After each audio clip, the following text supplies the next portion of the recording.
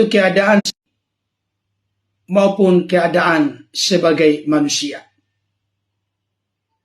Saya mau tegaskan kepada kita Bapak Ibu Saudara, hal inilah yang seringkali disalah mengerti, disalah pahami, atau dengan kata lain, gagal paham dari saudara-saudara kami non-Kristen dalam memahami atau mengerti pribadi Yesus Kristus. Saudara dikasihi Tuhan, pribadi Yesus Kristus dalam konteks natur keilahiannya, saya mau tegaskan setegas-tegasnya. Hal itu tidak terkait dengan keberadaan Yesus secara fisik, tubuh, jasmani, yang lahir atau dilahirkan oleh Bunda Maria. Saya ulangi kembali, kalimat ini sangat penting untuk menjadi sorotan dan perhatian bagi kita. Keilahian Yesus Kristus tidak pernah dimengerti dan dipahami oleh orang-orang Kristen merujuk kepada keberadaan fisik, tubuh, jasmani yang dilahirkan oleh Bunda Maria.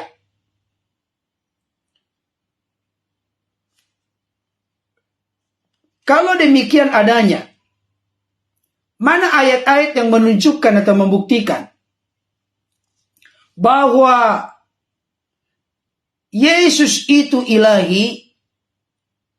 Sebenarnya hal itu tidak bisa dilepaskan dari kitab-kitab Injil, terutama mayoritas kita bisa temukan di dalam Injil Yohanes, sekalipun ada di ayat-ayat Injil yang lain. Saya mengajak kita untuk membuka satu ayat sebagai pembuka. Mari Bapak Ibu Saudara kita buka bersama Yohanes 8 ayat 58. Saya akan bacakan untuk kita. Yohanes 8 ayat yang ke-58. Supaya mengerti dan memahami konteksnya, perlu kita membaca paling tidak dari ayat yang ke-56.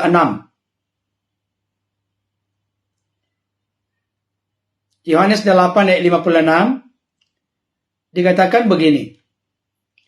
Abraham bapamu bersukacita bahwa ia akan melihat hariku, dan ia telah melihatnya dan ia bersukacita. Maka kata orang-orang Yahudi itu kepadanya, umurmu belum sampai 50 tahun, dan engkau telah melihat Abraham. Kata Yesus kepada mereka, aku berkata kepadamu, sesungguhnya sebelum Abraham jadi, aku telah ada. Ayat ini sudah sangat eksplisit, jelas dan terang benderang menegaskan bahwa Yesus itu sudah punya keberadaan, eksistensi sebelum Abraham. Coba dulu buka hati pikiran dari Bapak Ibu Saudara, khususnya yang menolak dan menentang keilahian Yesus. Ayat ini berkata bahwa Yesus itu sudah ada sebelum Abraham jadi. Perlu saya sampaikan kepada Bapak Ibu Saudara, jarak antara Abraham dengan Yesus itu ada kurang lebih 2000 tahun.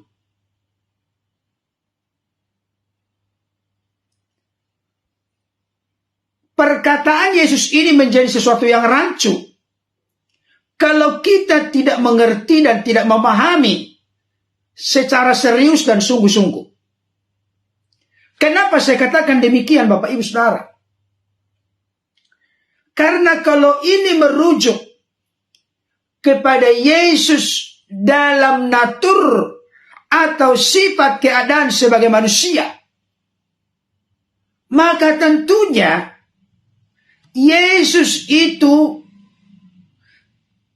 jauh belakangan datang dari Abraham. Ingat saya katakan tadi, Abraham memiliki jarak 2000 tahun dengan Yesus. Kalau hal itu dalam konteks tubuh, jasmani, fisik Yesus, yang adalah buah rahim Maria, yang dilahirkan oleh Bunda Maria. Kalau ayat ini merujuk kepada eksistensi keberadaan Yesus sebagai manusia, maka tentu kata dan kalimat yang diucapkan oleh Yesus ini keliru dan salah. Tetapi tidak mungkin, mustahil Yesus salah ketika berbicara atau membuat sebuah pernyataan. Kalau begitu bagaimana kita mengartikan ayat ini? Yohanes 8 ayat 58. Kata Yesus kepada mereka, maksudnya kepada orang-orang Yahudi yang sedang berdiskusi dan berdialog dengan Yesus. Aku berkata kepadamu, sesungguhnya sebelum Abraham jadi, aku telah ada. Berarti Yesus sudah punya eksistensi keberadaan sebelum Abraham ada. Saya ulangi kembali, tentu pernyataan penegasan Yesus ini pasti bukan merujuk kepada natur, sifat, keadaan Yesus sebagai manusia yang memiliki tubuh, fisik, jasmani, sebagai buah rahim Maria yang dilahirkan oleh Bunda Maria kurang lebih 2000 tahun yang lalu di dunia ini. Itu sebabnya Bapak Ibu Saudara, orang-orang Yahudi yang berdiskusi dan berdialog dengan Yesus, ketika Yesus berkata bahwa Abraham telah melihat hariku dan Abraham bersukacita, maka kata orang-orang Yahudi itu kepadanya, umurmu belum sampai 50 tahun dan engkau telah melihat Abraham. Jadi orang-orang Yahudi ini ketika berkata kepada Yesus, umurmu belum sampai 50 tahun dan engkau telah melihat Abraham, pernyataan orang-orang Yahudi ini merupakan perwakilan dari orang-orang di luar Kristen yang terus-menerus gagal paham, terkunci, tertutup permanen hati dan pikiranmu. Makanya saya bingung Bapak Ibu Saudara, kalau ada orang-orang di luar Kristen yang berkata, kami punya prinsip mengandalkan logika, mengandalkan rasio, mengandalkan pikiran, tapi model yang begini pun tidak bisa dimengerti dan dipahami. Jadi Bapak Ibu Saudara perhatikan baik ya. Orang-orang Yahudi yang berkata umurmu belum sampai 50 tahun dan engkau telah melihat Abraham. Berarti orang-orang Yahudi ini hanya mengerti, memahami, mengenal Yesus dalam keadaan sebagai manusia. Titik. Itulah yang berkembang di luar sana. Sehingga sampai ada pertanyaan, Yesus itu kan manusia, kenapa diangkat menjadi Tuhan? Saudara yang dikasihi oleh Tuhan, jadi kami orang-orang Kristen tidak kaget kalau ada orang-orang di luar Kristen yang gagal paham, mengerti, mengenal Yesus secara utuh, lengkap. Kenapa kami tidak kaget? Karena kurang lebih 2000 tahun yang lalu ketika Yesus masih ada di dunia ini, orang-orang Yahudi pun sudah melakukan hal yang sama, sudah memiliki pengertian pemahaman yang sama dengan orang-orang sekarang di luar Kristen, yang mana mereka hanya mengerti, mengenal, memahami Yesus dalam eksistensi keberadaan sebagai manusia. Kami tidak kaget orang-orang Kristen. Karena sudah 2000 tahun yang lalu orang-orang Yahudi pun sudah gagal paham, sudah tidak mengerti, tidak memahami. Saudara dikasih Tuhan, saya ulangi kembali, saya ulang-ulang. Kenapa perlu diulang-ulang? Karena ada umat yang selalu gagal paham. Kata Yesus kepada orang-orang Yahudi, "Aku berkata kepadamu, sesungguhnya sebelum Abraham jadi, aku telah ada." Saya ulangi kembali, sebelum Abraham jadi, Yesus telah ada. Berarti ini pasti tidak merujuk kepada eksistensi, keberadaan, keadaan Yesus sebagai manusia yang punya tubuh fisik jasmani. Tapi Yesus ingin memperkenalkan, hai orang-orang Yahudi, kalau engkau ingin mengerti, mengenal tentang aku, engkau jangan sebatas hanya melihat mengerti, saya ini hanya sebagai manusia, sebagai nabi, rasul, utusan, menurut pengertian pemahamanmu yang sempit, dangkal, dan miskin. Itu yang disampaikan oleh Yesus. Sebelum Abraham jadi, aku telah ada. Sudah pasti itu merujuk kepada eksistensi keberadaan Yesus yang kekal. Yesus yang kekal itu bukan tubuh jasmani, fisik, yang makan, yang minum, yang lapar, yang berpuasa, yang haus, yang berdoa, yang mati. Bukan. Karena semua itu, yang lapar, yang haus, yang disunat, yang makan, minum, berpuasa, takut di taman Getsemani, diberikan kekuatan oleh malaikat, yang berdoa, yang di kayu salib berkata, Eloi, Eloi, lama sabachthani. Itu merujuk kepada eksistensi keberadaannya sebagai manusia. Tapi ketika Yesus berkata, sebelum Abraham jadi, aku telah ada, itu sudah pasti bukan merujuk kepada tubuh jasmani fisik, tapi merujuk kepada eksistensi kekal Yesus sebagai firman yang bersama-sama dengan Allah, dan firman itu adalah Allah. Orang semudah, segampang, sesederhana ini, tapi karena memang sudah dibutakan mata hati, mata rohani saudara-saudaraku non-Kristen, dan engkau menilai Kristen dari sudut pandang keyakinanmu, itulah yang membuat engkau memaksakan diri, mengeraskan hati, harus begini yang benar. Oh, tidak bisa. Kalau Anda memahami keyakinanmu demikian, kita hargai. Tapi jangan memaksakan keyakinanmu, sudut pandangmu yang harus diikuti orang Kristen. Karena apa? Karena kita berbeda. Kitab sucinya berbeda.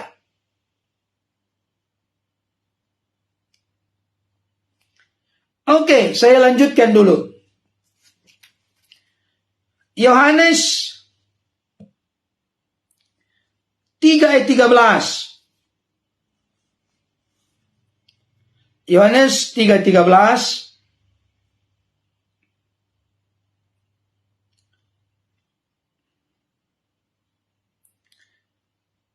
Dikatakan begini, tidak ada seorang pun yang telah naik ke sorga, selain daripada Dia yang telah turun dari sorga, yaitu Anak Manusia. Yesus itu turun dari sorga. Yohanes 6 ayat 38. Kalau dikatakan turun dari sorga, jangan berpikir keadaan tubuh jasmani fisiknya sebagai manusia. Bukan. Karena tubuh jasmani fisiknya sebagai manusia bukan turun dari sorga, tapi buah rahim Maria keluar dari rahim Maria. Disitulah gagal pahammu. Tidak bisa membedakan antara keilahian Yesus dengan kemanusiaan Yesus.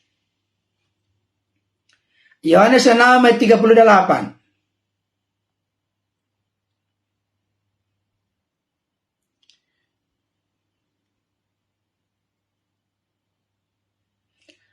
Yohanes 6 ayat 38 dikatakan, tetapi aku telah berkata kepadamu. Ayat 38. Sebab aku telah turun dari sorga, bukan untuk melakukan kehendakku, tetapi untuk melakukan kehendak Dia yang telah mengutus aku. Yesus itu turun dari sorga. Kalau dikatakan turun dari sorga, sudah pasti bukan merujuk kepada tubuh fisik jasmani kemanusiaan. Lebih ditegaskan lagi ayat 42. Kata mereka, bukankah ia ini Yesus anak Yusuf yang ibu bapanya kita kenal? Bagaimana ia dapat berkata, aku telah turun dari sorga? Jadi orang-orang Yahudi yang ada zaman Yesus pun banyak yang gagal paham. Jadi kalau engkau orang-orang di luar Kristen gagal paham, kami sangat mengerti, sangat memahami hal itu. Karena 2000 tahun yang lalu, orang-orang Yahudi pun banyak yang gagal paham tentang Yesus. Coba kita lihat lagi Yohanes 8 ayat 42. Yohanes 8 ayat 42. Saya mau menyampaikan kepada Bapak Ibu Saudara, agama yang diyakini oleh orang, dan orang itu hanya bisa mencaci memaki, itulah cerminan dari agamamu. Itulah cerminan dari doktrin ajaranmu. Tunjukkanlah di komentarmu ajaranmu. Dengan komentarmu seperti itu, berarti itulah ajaranmu, itulah imanmu, itulah yang diajarkan kepadamu. Yohanes 8 ayat 42. Kata Yesus kepada mereka, jikalau Allah adalah Bapamu, kamu akan mengasihi aku, sebab aku keluar dan datang dari Allah. Jadi ayat-ayat Alkitab ini saling melengkapi satu dengan yang lain. Kalau saudara-saudaraku non-Kristen mengambil sebuah konklusi kesimpulan, Pak Pendeta, jangan menutup mata dong dengan ada kata diutus, mengutus, utusan, utus. Di Yohanes banyak sekali kata utus. Utus, utusan, mengutus, utusan, mengutus, dan lain sebagainya. Tapi saya mau kasih tahu, Alkitab itu tidak boleh dipahami satu ayat atau beberapa ayat tapi bertolak belakang dengan ayat yang lain. Saya harus jujur berkata, saudara-saudaraku non-Kristen, di luar Kristen, engkau gagal paham memahami Alkitab. Pertama, kelemahanmu yang paling fatal itu adalah engkau sudah jatuh terjerumus dengan guru-guru yang mengajarkan salah tentang kekristenan. Dan engkau percaya kepada apa yang disimpulkan. Contoh, Ahmad Dedat, Zakir Naik. Kalian sudah sangat terpukau, kagum, terpesona dengan ketenaran, kepopuleran, keterkenalannya. Sehingga seolah-olah apapun yang disampaikan terkait dengan Alkitab itu sudah benar. Saya mau kasih tahu, benar menurut perspektif Zakir Naik. Tapi kalau kita bedah apa yang dijelaskan, itu sama sekali bertolak belakang dengan apa yang dimengerti dan dipahami oleh orang-orang Kristen. Contoh, kami orang-orang Kristen terbuka saya menyampaikan pada kesempatan ini. Tidak pernah kami memungkiri, menolak eksistensi Yesus sebagai utusan. Yesus itu utusan, ya. Yesus itu nabi, ya. Yesus itu rasul, ya. Yesus itu imam, ya. Yesus itu raja, ya. Yesus itu Tuhan, ya. Yesus itu anak Allah, ya. Banyak sekali gelar-gelar Yesus. Tapi kalau Anda sudah salah kaprah, selalu mencari ayat-ayat mana yang mengatakan Yesus itu nabi. Orang Kristen, Yesus itu nabi. Kami juga percaya, tapi bukan hanya nabi. Yesus itu utusan. Di keyakinanmu ada sebutan utusan toh? Saya mau kasih tahu, jangan samakan sebutan utusan di keyakinanmu, di ajaranmu, di doktrinmu dengan utusan dalam konteks Kristen. Berbeda. Istilahnya sama, sebutannya sama, tapi makna artinya kontradiksi, berbeda.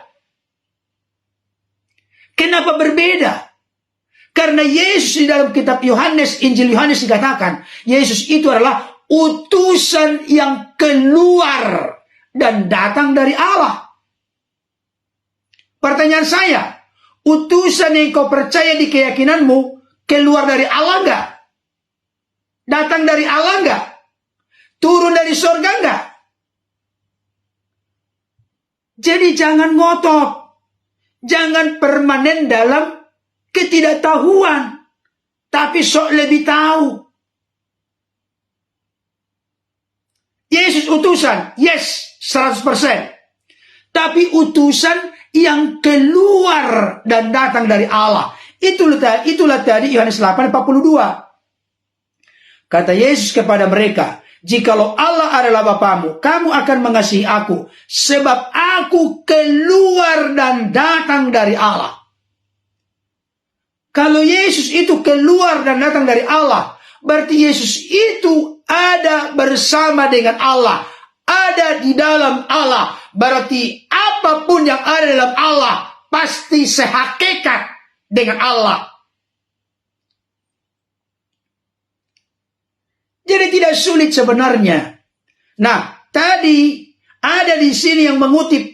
Saya sudah bolak-balik menjelaskan itu. Memang saudara-saudaraku non-Kristen, Anda tidak membutuhkan jawaban, tapi Anda hanya ngoceh, tapi tidak pernah maju dalam berpikir. Padahal Anda berkata mengakui bahwa Anda adalah agama rasio, agama akal budi, agama logika, tapi nggak engkau pakai logikamu. Mungkin sudah dipakai, tapi memang tidak masuk di logikamu, tidak masuk di akalmu. Karena sudah sangat tertancap, terpatri, terbelenggu dengan doktrin ajaranmu itu. Sehingga tidak lagi terbuka jendela hatimu untuk mengerti, memahami apapun yang dijelaskan. Anda tidak mau tahu dengan itu. Yang penting tanya terus, tanya terus. Maka nanti muncul kesimpulan menjadi umat yang selalu bertanya. Keberanianmu hanya bertanya, tapi tidak siap untuk ditanya. Itu ngerinya saudara-saudara kita ini. Jadi saya ulangi kembali ya. Sebutan istilah boleh sama. Tetapi pengertian, pemahaman, pemaknaannya bisa berbeda. Bahkan kontradiksi. Hei orang-orang Kristen, apakah kalian yakin Yesus itu utusan? Yakin. 100%. Tapi jangan lupa. Yesus itu utusan pertama. Keluar dari Allah. Kalau keluar dari Allah berarti ada di dalam Allah. Makanya bisa keluar dari Allah. Ada bersama Allah. Jawabannya jelas. Yohanes 1 ayat 1. Pada mulanya adalah firman. Firman itu bersama-sama dengan Allah. Dan firman itu adalah Allah.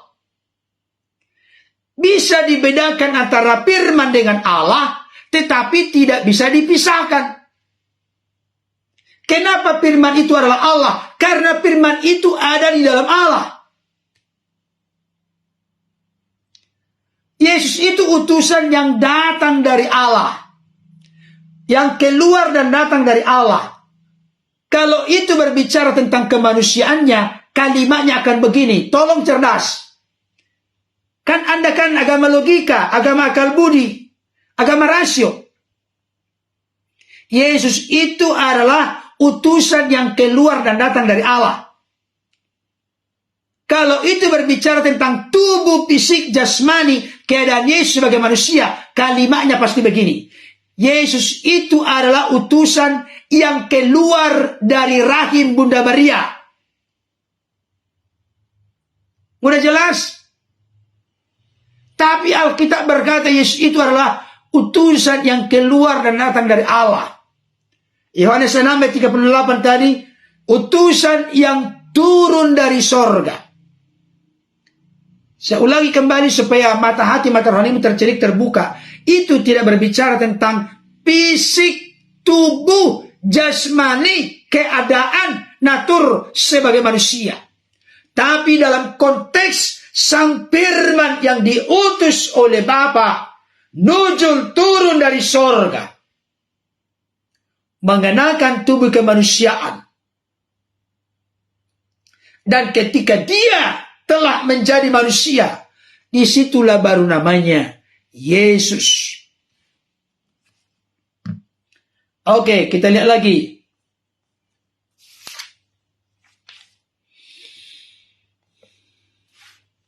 Jadi Yohanes 8:42 dikatakan dia adalah utusan yang keluar dan datang dari Allah. Kalau dia keluar dan datang dari Allah, berarti sebelumnya dia ada di dalam Allah. Makanya Yohanes 10:30 berkata, aku dan Bapa adalah satu. Jangan diartikan aku dan Bapa sama saja. Itulah kekeliruan, kegagalan, kesalahan dari Yohanes. Aku dan Bapa sama saja.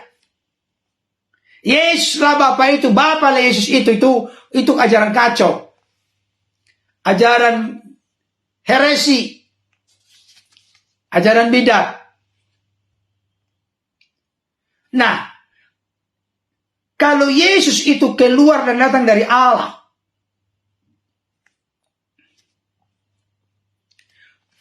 dan Yohanes 4:24 berkata, Allah itu roh.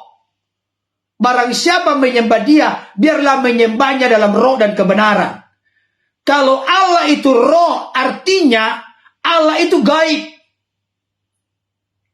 Allah itu terang yang tak terhampiri. Allah itu transenden. Berarti Yesus dalam eksistensi keluar dan datang dari Allah, sebelumnya ada dalam Allah. Berarti juga dalam keadaan roh, bukan dalam keadaan tubuh fisik jasmani. Itulah gambaran-gambaran Alkitab tentang keilahian Yesus. Jadi Bapak Ibu Saudara, kalau masih ada muncul pertanyaan, masa Allah lapar? Masa Allah berpuasa? Masa Allah haus? Yang benar saja orang Kristen ini, masa manusia diangkat menjadi Allah? Apa pangkatmu, hai manusia? Orang-orang Kristen, pakai otak dong, pakai pikiran dong. Masa manusia diangkat menjadi Allah? Itu fitnah. Gak pernah orang Kristen mengangkat manusia jadi Allah. Mustahil manusia menjadi Allah. Tapi kalau Allah dalam eksistensi firman menjadi manusia, ya terserah Allah. Kalau di keyakinanmu Allah itu tidak maha kuasa, tidak bisa menjadi manusia, itu urusanmu. Tapi firman yang ada di dalam diri Allah itu bisa menjadi buku kok. Kok menjadi manusia tidak bisa? Yang benar saja kawan, pakai logika dong, pakai pikiran, supaya cerdas.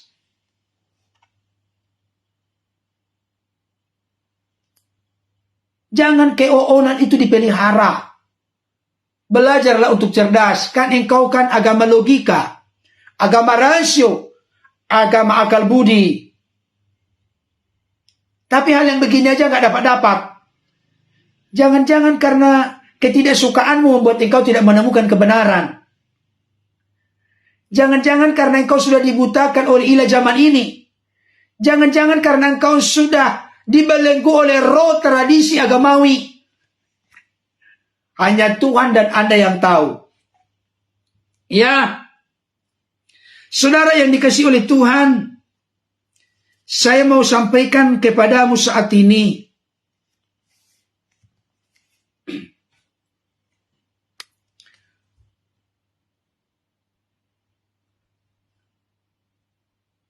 Perhatikan baik Bapak Ibu Saudara.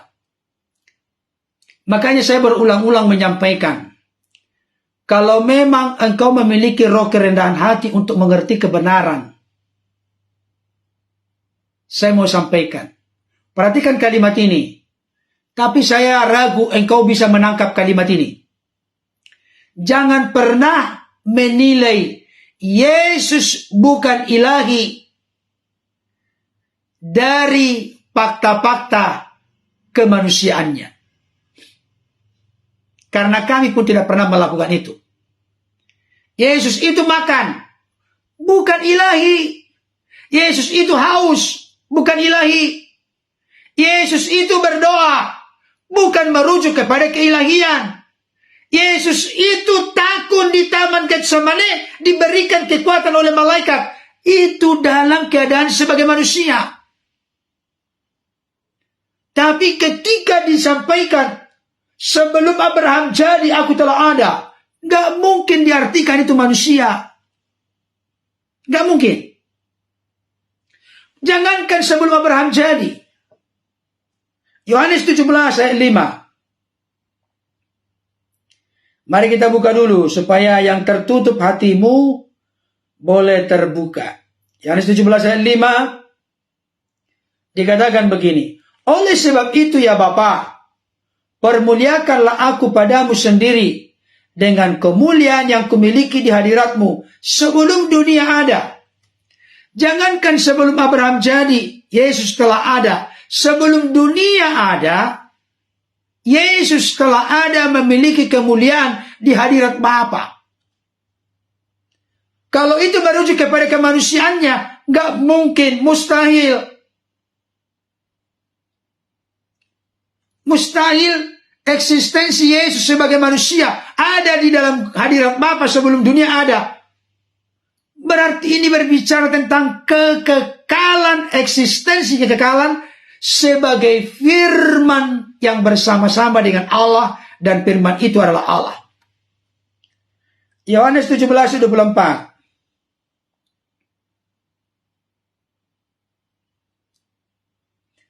Yohanes 17:24. Ya Bapa, aku mau supaya dimanapun aku berada, mereka juga berada bersama-sama dengan aku. Mereka yang telah Engkau berikan kepadaku, agar mereka memandang kemuliaanku yang telah Engkau berikan kepadaku, sebab Engkau telah mengasihi aku sebelum dunia dijadikan. Jadi Bapa telah mengasihi Yesus sebelum dunia dijadikan. Berarti bukan merujuk kepada tubuh fisik jasmani keadaan Yesus sebagai manusia. Karena itu baru ada kurang lebih 2000 tahun yang lalu. Dan belum ada eksistensi keberadaan Yesus sebagai manusia sebelum dunia dijadikan. Tapi Bapa telah mengasihi Yesus sebelum dunia dijadikan. Dalam keadaan apakah Yesus dikasihi Bapa sebelum dunia dijadikan? Bukan dalam keadaan fisik jasmani, tubuh sebagai manusia, tapi dalam eksistensi kekekalan sebagai firman. Tolong buka hati pikiranmu. Sebelum langit, bumi, laut beserta segala isinya, planet-planet, galaksi-galaksi, tata surya diciptakan, Allah itu telah mengasihi. Pernahkah sampai di otak Bapak Ibu Saudara ini, di pikiran, khusus saudara-saudaraku yang non-Kristen, Allah itu telah mengasihi. Bahkan 1 Yohanes berkata Allah itu kasih. Bukan hanya mengasihi, Allah itu kasih. Jati diri Allah itu kasih. Kalau Allah sudah mengasihi sebelum ada ciptaan, pertanyaan saya, kepada siapakah Allah itu mengasihi? Kalau engkau mengerti Allah itu Esa seperti batu begini, tempat ini, berarti Allah yang Esa, yang satu yang kau pikirkan itu mengasihi siapa sebelum ada ciptaan? Tolong dijawab, berpikir cerdaslah. Saya tanya kembali. Tolong yang bisa jawab, dijawab. Sebelum semua tata surya, segala ciptaan, makhluk hidup, hewan, tumbuh-tumbuhan, manusia, dan lain sebagainya. Sebelum ada ciptaan, Allah itu mengasihi. Siapakah yang dikasihi Allah sebelum ada ciptaan? Kalau kami orang Kristen tahu jawabnya, tapi non-Kristen tidak bisa menjawab ini. Berarti Allahmu bukan kasih. Karena sebelum ada ciptaan tidak bisa menerapkan kasih. Tidak ada objek kasih. Kalau kami simpel, Allah itu yang disapa dengan Bapa mengasihi Firman, Firman mengasihi Bapa. Roh Kudus mencurahkan kasih dari Firman kepada Bapa, dari Bapa kepada Firman. Jadi sejak kekal, sejak Allah itu ada, sudah menjadi kasih. Bahkan mengasihi. Allah tidak bergantung mengasihi setelah ada ciptaan. Sebelum ada ciptaan pun Allah yang kami kenal adalah Allah yang mengasihi. Gak pernah sampai pikiran dari saudara-saudaraku non-Kristen ke sini. Tapi sok merasa lebih hebat, lebih tahu. Dari komentarmu terlihat tidak ada di antara Anda yang bermutu. Mohon maaf yang non-Kristen ya. Gak bermutu sama sekali. Yang bisa Anda lakukan adalah mengucapkan komentar-komentar kotor, tidak membangun. Ya saya yakin dan percaya itulah ajaranmu. Itulah doktrinmu, itulah keyakinanmu. Karena dalam konteks Kristen, apa yang keluar dari mulut meluap dari hati. Kalau di hatimu sesuatu yang tidak beres, itulah yang keluar dalam komentarmu. Jadi terlihat saya mengerti, memahami. Kalau komentarmu komentar yang tidak membangun, komentar yang kotor, memang itulah ajaranmu. Itulah keyakinanmu. Saya maklum. Saya mengerti, memahami hal itu. Jadi saya ulangi kembali, Yesus dalam keadaan sebagai yang ilahi tidak merujuk kepada tubuh jasmani fisiknya atau keadaan sebagai manusia, sebagai buah rahim Maria yang dilahirkan oleh Bunda Maria 33,5 tahun ada di dunia ini. Bukan itu yang keadaan sebagai yang ilahi.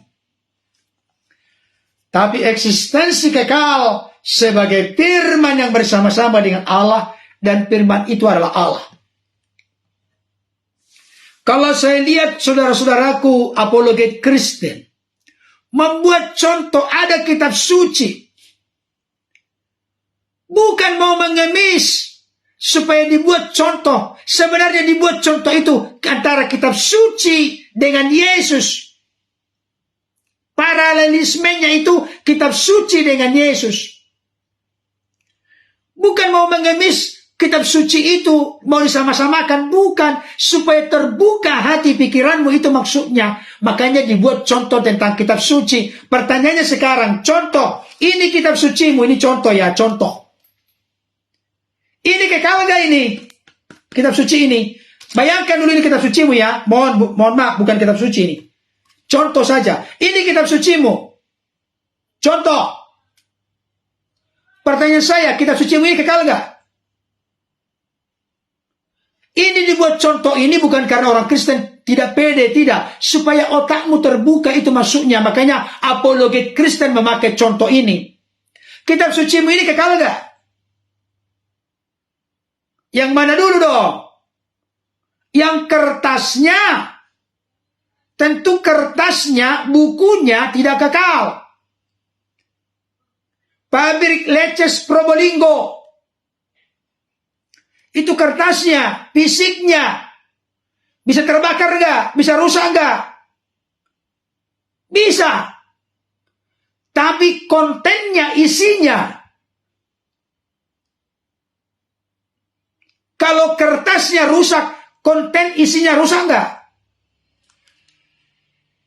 Ini gambaran saja. Dengan maksud tujuan supaya Anda mengerti. Kami tuntas dengan hal itu. Yesus secara fisik bisa lapar enggak? Secara jasmani bisa lapar enggak? Bisa mati enggak? Bisa berdoa enggak? Bisa menyebut Allah adalah Allahnya enggak? Bisa menyebut Bapa adalah Bapaknya enggak? Ya bisa. Bisa mati enggak? Bisa. Tapi eksistensi firman mustahil mati. Sudah sangat clear sebenarnya. Tapi saudara-saudaraku yang non-Kristen punya moto, Anda harus ikut saya. Begini pengertian yang benar. Kalau begitu salah. Nggak bisa. Tidak bisa.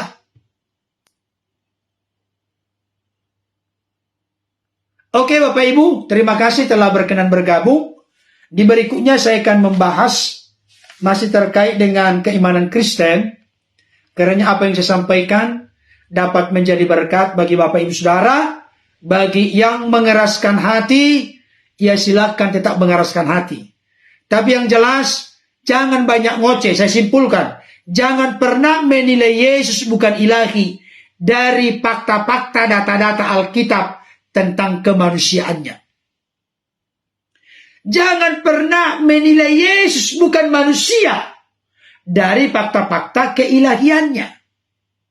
Itu aja bolak-balik. Saya ulangi, kalau engkau ingin cerdas, jangan pernah menilai Yesus bukan ilahi atau bukan Allah dari fakta-fakta kemanusiaannya. Karena kami pun tidak pernah menilai Yesus Allah dari keadaannya sebagai manusia. Jangan pernah menilai Yesus bukan manusia dari fakta-fakta keilahiannya. Karena realita kenyataannya, dia lapar, dia haus, dia berpuasa, dia berdoa, dia mati. Tidak ada yang rancu dalam konteks Kristen di situ Bapak Ibu. Pikiranmu yang rancu karena bertentangan dengan keyakinanmu. Oke, sekian dulu pertemuan kita. Kiranya apa yang saya suguhkan dapat mencerahkan kita semua. Tuhan Yesus memberkati. Dadah.